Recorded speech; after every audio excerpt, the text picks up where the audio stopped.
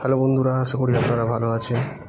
আজকে আমি করছি স্যান্ডউইচ করার জন্য নিয়েছি আমি একটা পাউরুটি, বেসন, তেল আর সস আর দুটো আলুটা আমি ভালো করে সেদ্ধ করে নেব গ্যাসে।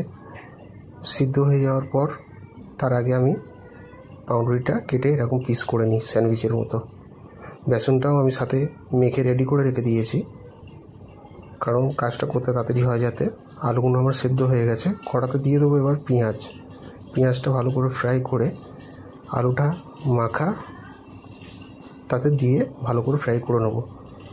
আলুটা আমার মাখা হয়ে গেছে, আলুটা এবারে তাতে দিয়ে দেবো।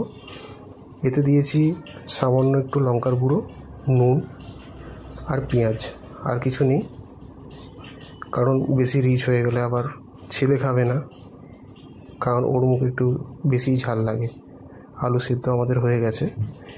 এই সিদ্ধ আলুটা এবার ব্রেডে ভালো করে সাজিয়ে দেবো স্যান্ডউইচের মধ্যে। ভালো করে সাজিয়ে রেডি করে রেখে দেবো, যাতে আমার ভাজার সময় কোনো রকম প্রবলেম না হয়।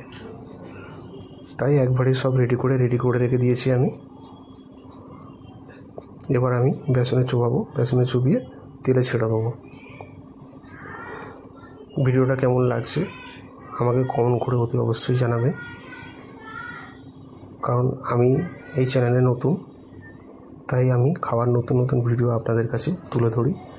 যদি ভিডিওটা ভালো লাগে লাইক করবেন, কমেন্ট করবেন, নতুন ভিডিও করার উৎসাহ দেবেন, যাতে আমি নতুন ভিডিও আপনাদের কাছে তুলে